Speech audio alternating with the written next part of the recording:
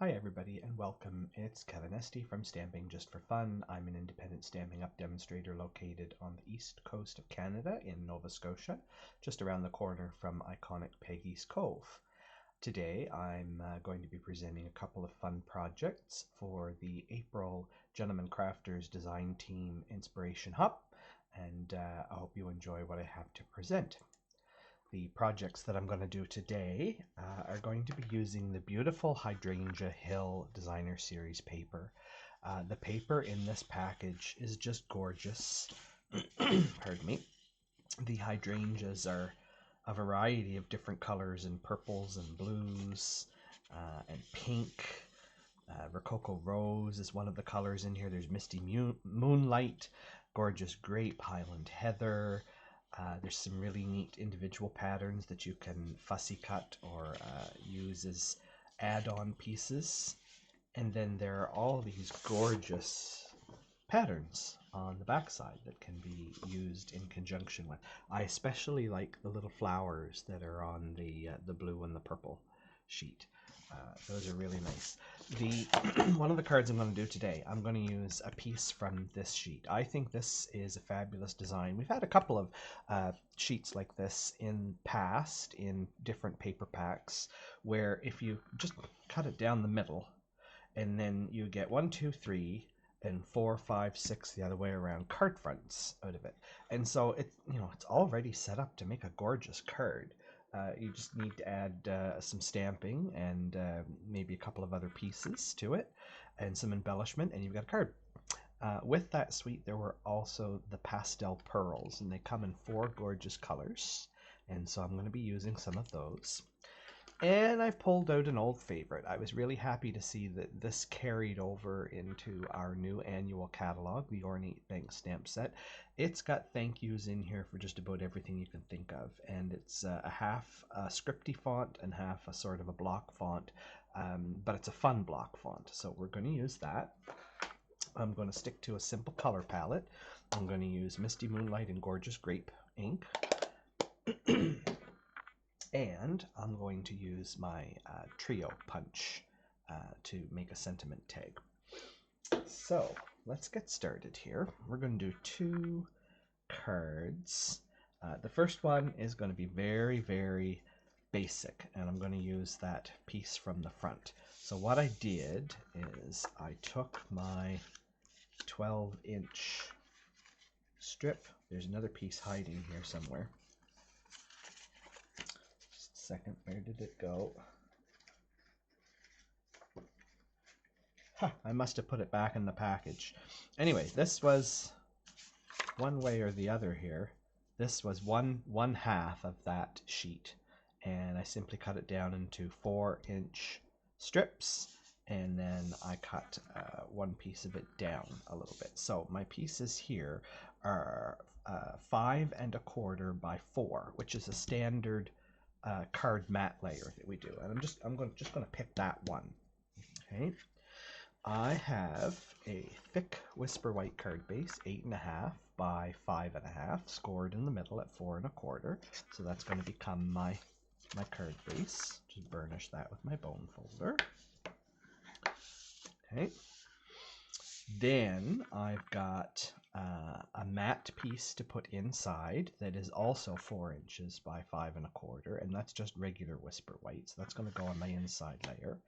And then I cut 2 layers of Highland Heather, and these are just 1/8 of an inch bigger than these. I don't normally do these thin little mats on my cards, but I decided I just wanted a thin layer, the purple showing behind here. So this is 4 1/8 by 5 3/8. So it's just 1/8 bigger than the 4 by 5 1/4. And I did 2 of those, one for my inside layer and one for my outside layer. Okay, so let's do some stamping first. I'm just going to stamp my outside sentiment right directly on here and my inside sentiment right directly on here. So we'll go to the Ornate Bank Stamp Set, and I think I'm going to do something fairly large. I think this So Grateful one will fit. Yeah, I like that. It's a little large, but it's not bad. And I'm going to need my long block for that. Now, I have been lately getting my sentiments stamped a little crooked. I don't know if it's the angle I'm looking down at these now, but I'm going to line this up on my block with my grid paper so that at least I can attempt to stamp it straight on. I'm going to pull in my mat because this is a photopolymer stamp set. It will stamp much cleaner and crisper if we use the Stampin' Pierce mat. And then I think I'm going to do, since I've got the purple theme going on here, my gorgeous grape ink. Ink that up with lots of wonderful grapiness. And I'm just lining this up on my small grid paper here. And we're going to go right there. So grateful. Yep, I really like that. Okay, now I'm going to keep the purple out.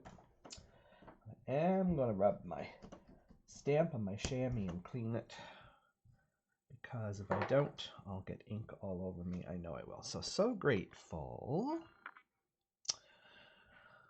I just wanted to say you made my day for all your help. That's what I'm going to do, I think. So grateful for all your help. I want to give a thank you card to a friend who did something for me. So here we are. So grateful for all your help. And we're going to do the for all your help on the inside. Again, I'm going to line that up on my grid paper and pick it up on my block, keeping my block nice and square. I'm going to grab my little middle piece.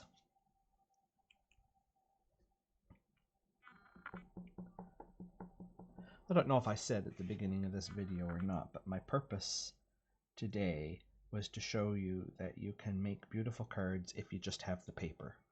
And I guess I'm using some of the pearls. You don't have to have the pearls. But I did want to show you that you don't have to buy the whole suite, break the bank, to get beautiful cards. You can do beautiful, simple cards just with the paper. Okay, so we've got that done now. I've got all our layers. Now I'm just going to put a little bit of adhesive here and then carefully line this up. It's got just barely a 1/16 inch border around the edges. Do this one too.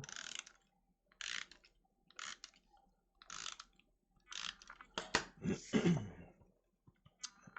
go on here.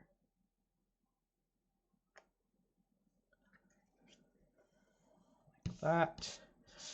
And then this one's going to go on the front of my card base. And it goes on there so that it also only has a little 1/16 inch border. So there's just a tiny little bit of white peeking out from behind. But I like that. It's very elegant, very understated. Okay. And then on the inside, I'm going to turn this around. I'm right-handed, so I often put my inside pieces on, so I'm doing them upside down, but that's because then I can use my fingers here as a guide to push against, and my outside edge and my top and my bottom to line up, especially where there's barely a 1/16 of an inch showing here. If I don't get it right on the outside edge, it'll look awful. The inside edge doesn't matter because you've got all this white over here to offset it. It doesn't matter if I'm right against the line or if I'm more than a 1/16 of an inch away from it. Okay, so there we go. Now we just have to add some bling to this. And I think what I'm going to do, where the rose-colored flower is the focal point of the card, and I've got purple and purple and blue, I'm going to use the pink gems. I haven't used any yet either, so And I'm just going to do one there, one there, and to complete it as a triangle, one up there. There we go. Doesn't have to be any more complicated than that. Very simple, easy to put together, quick, and we've got a lovely card. The other thing I'm going to do is decorate an envelope to go with this, because I like to put coordinating envelopes. So I've cut a piece off the edge of one of the background patterns that is 2 1/4 inches wide, and then I just cut it in half at 6 inches. That's more than enough. There'll be extra, but the 2 1/4 gives me just exactly enough to fit my envelope tab. And I'm actually going to do this with my liquid glue because I like to have a little bit of wiggle time to move it around and make it where I want. And I am going fairly close to the edge of my envelope because I don't want the paper to snag in any of the automated mailing equipment at the post office. So I'm giving myself a fair amount of glue. I'm going to close up the flap, and I'm going to lean my paper up against it and bring it up like that. And then because it's the liquid glue, I can wiggle it back and forth and up and down until I get it on there. It's all lined up. And then I'm going to take my bone folder and do sort of a figure 8, ironing it is what I call it. And what that does is that pushes the glue out to the edges and just ensures that my paper is sealed right to the edge of the flap. Sometimes it'll squeeze the glue out a little bit and it'll get glued to your envelope, but while it's wet you can get it off. So you make sure you open it up right away, and then you can iron this way too. And then all we have to do is find where we hid the paper snips. There we are. And just trim off the extra from around the flap.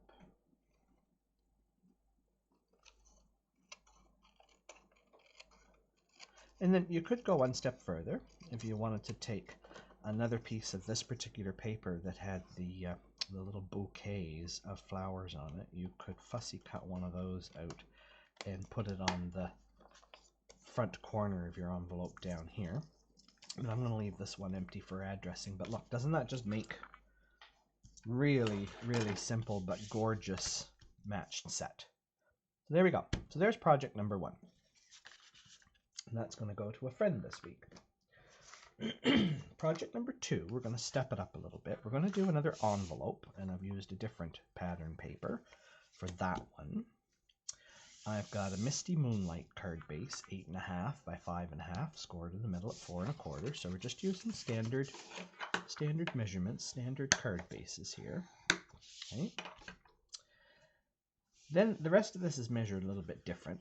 I wanted to do this one sort of standard size. So my 2 mats for the outside and the inside are a little smaller than normal. Okay.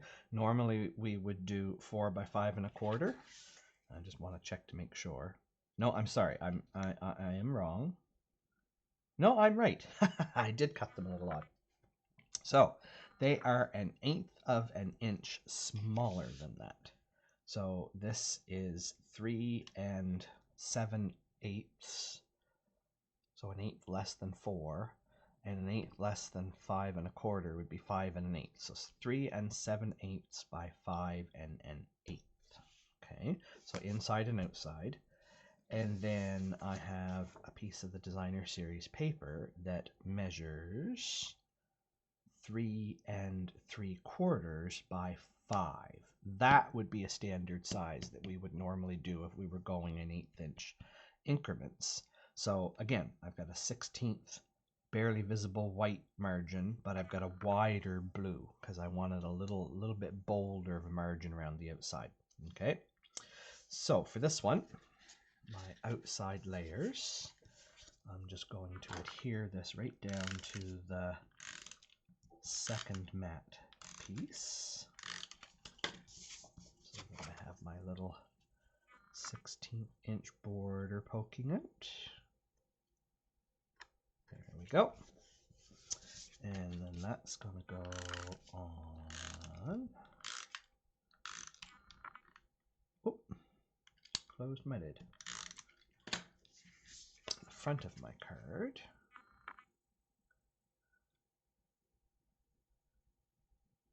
Wiggle this in place so that it looks the same all the way around. There we go. Okay. And I'm not going to do my inside quite yet. I have pulled out a piece of the large, this is off the bottom right hand corner of the large hydrangeas, because this purple flower just happened to have its leaves in front of most of the other flowers. This one's kind of in the way, but there's most of it there. And I want to fussy cut that, so I've already just kind of swooped around it, but I'm going to fussy cut it and add just a little bit of a more refined edge to it, and I'm gonna zigzag and wiggle to try to get some of the more fussy edges of these little flower petals in here.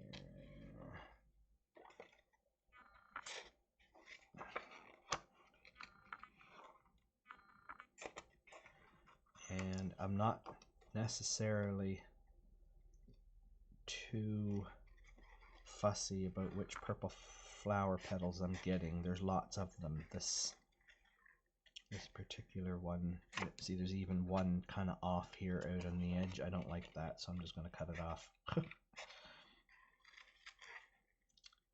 And there's lots of gradation to the coloring, so you don't have to be right on the edge.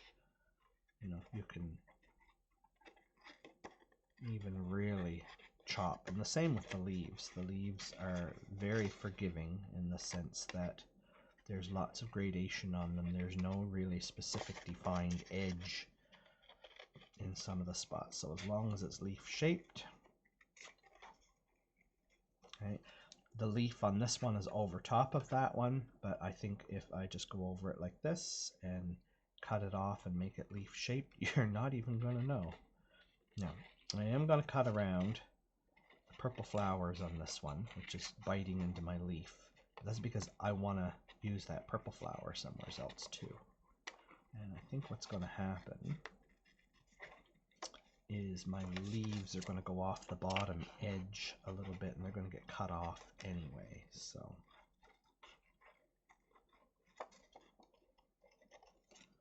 there we go. Okay. There's a little bit of a purple flower over this leaf, but again, I don't think it matters. I'm just gonna trim that one. There we go. Just lots of wiggling with this is really all it needs. There. Okay. So I've got a flower. And that's going to go down here in the corner, so it's coming onto the page like that there. And I am going to be cutting some of the leaf off the edge, so it doesn't really matter.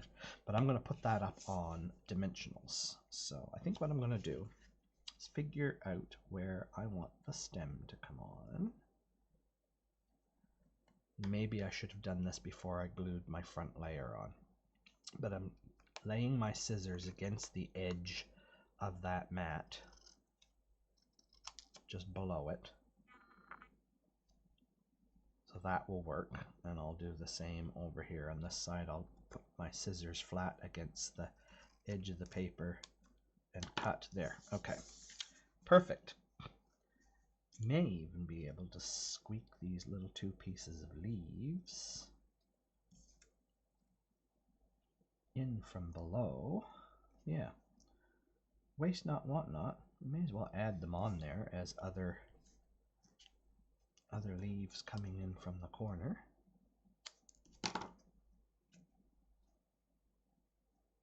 Like that.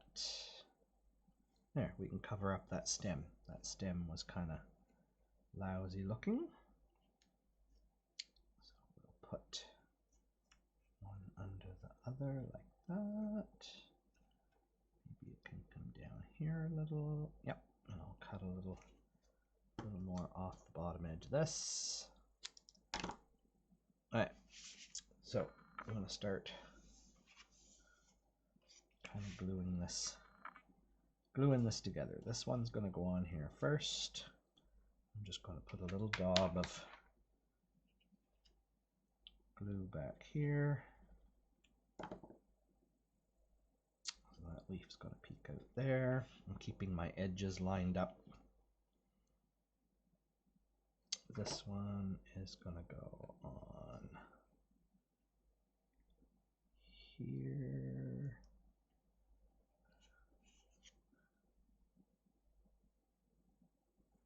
Like that. Just double check my corner. Beautiful. Okay. Now we can put some dimensionals on here.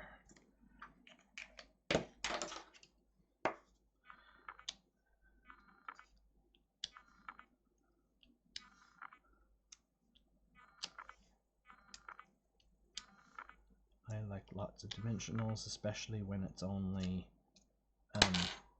designer series paper and it's not cardstock, because I don't want it to be floppy in the middle and whatnot. And our designer paper, although it's thick and a good weight, it's not as heavy as cardstock, so I want this to stand up. And down here in the corner he goes, lining up with the blue edge so that my white is peeking out. Didn't cover up my white, it didn't go right to that edge. Okay. Then get some of these scraps out of the way before they get glued to something. I've got a scrap of Whisper White that I'm going to do a little sentiment tag up here, and I'm going to punch it with that trio punch. And it's just slightly narrower than an inch. The trio punch works better to feed your paper in if it's just a hair shorter. So I'm just taking a tiny little bit off here. Okay. So now we got to pick our sentiments. So I think I want to use the big thanks. And on the inside, I'm just going to put ever so much. So there's the thanks. That's had lots of use with red inks. And then ever so much. Ever so much. Got to read these ones from the back because they're hard to tell what they say. Yep, that's it. Okay. So thanks is going to go on my front.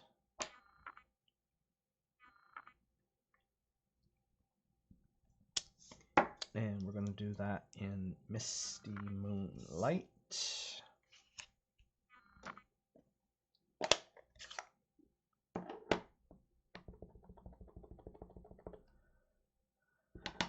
And I'm going to do it about a half an inch, 3/4 of an inch from one end.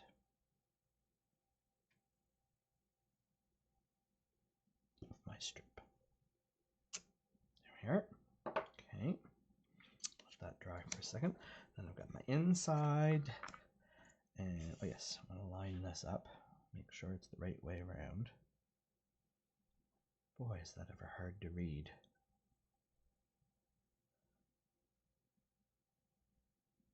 There we go. Easier to read when it's right side up. Ever so much. Okay. And that's going to go right about here. Like that. All right. Clean those both off. Put that away. Now for my inside, I cut myself another little 3/4 inch strip of that same matching designer series paper, and I'm just going to put that at the bottom, but I'm going to leave a tiny little 16th white border peeking off the bottom of it here, just to continue that whole idea of the little white borders poking out. And then I'm going to put this in.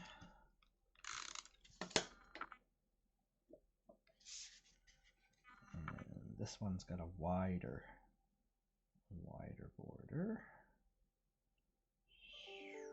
Right out there.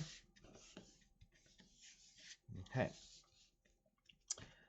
Then, yep, that's all good. I'm going to bring in my trio punch. I'm going to slide it in all the way. I'm actually going to flip it upside down. I like to be able to see that it's actually butted up against the edge and centered. Okay. And then this is a trick I learned from another demo online. It cuts a fair amount off of the edge, about 1/8 of an inch. So you want to know where that's going to line up, that your sentiment is centered. So what you can do is you just lay this little piece on top of and move it around until you've got it where it looks like it's about equal distance, so that it looks centered. And then you just take, you can use your pick tool, or you can use a pencil or something, and you just mark a little line where you want to cut. And then I'm going to pull out my little trimmer because I want it straight. And I'm just going to cut it off right there at that line. And now when I insert it, it's that extra little 1/8 of an inch longer on this end that's going to get cut off when I put it in here, and then it will be centered. And again, I'm just looking from the bottom, I'm butting it up against the edge, and I'm making sure that it's straight. And voila, I have a centered sentiment tag. Thanks. And we're going to put that up on dimensionals as well. And I'm going to use 5 because I don't want it to sag in the middle, and I don't want to put them in a row because I find when you put them all in a row and you have a wide strip like this, it will rock back and forth.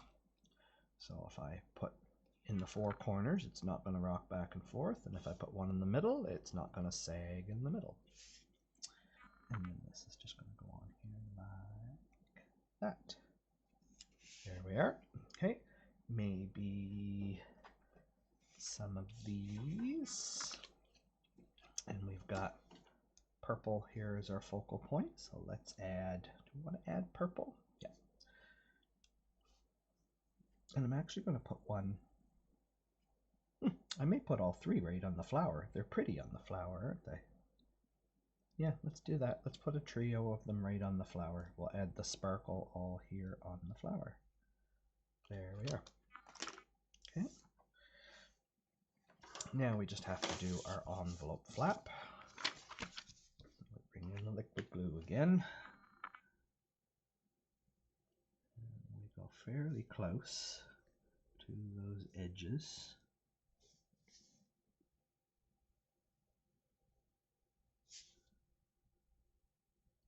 That. 6/8 down the middle.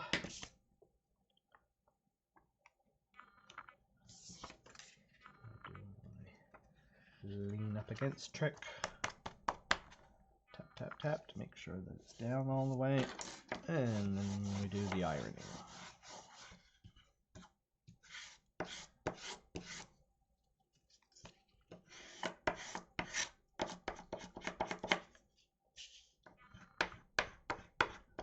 And you can see I've got a little bit of glue oozing out here. That's good. That tells me that it's glued right to my edges, and that's what I want.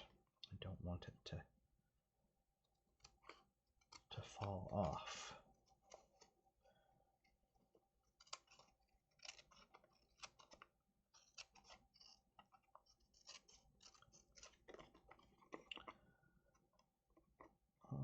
right.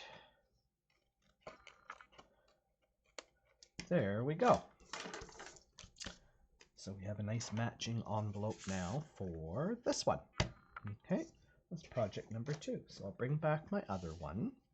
So we've got our matching envelopes and our matching cards. We've got thanks ever so much and so grateful for all your help. Okay. So I hope you enjoyed that. Do take a moment to go, if you're on my website, just below this video and the measurements, you're going to find the links to all the other gentleman crafters in this month's blog hop. If you happen to be watching this video over on my YouTube channel, be sure you go through to stampingjustforfun.ca. Find this blog post. It will be the most current one at the very top of the page if you're somewhere around April the 9th or 10th, and go find those links and click on them. I'm not sure what the other gentlemen in the group are doing because we don't see each other's blogs until they go live, and they go live on the second Friday of each month at 10 a.m. Atlantic, 9 a.m. Central. We're all over the world, so I'm not going to try to give you all the different world time zones. But the guys over in Germany and in the UK are up much earlier in the morning than I am. So it'd be good to see what projects everybody's come up with. We don't do things on a theme, and it's a surprise every month what it is that we've done. So I hope you enjoy, and we'll see you again next month for the next Gentleman Crafters. Have a great day.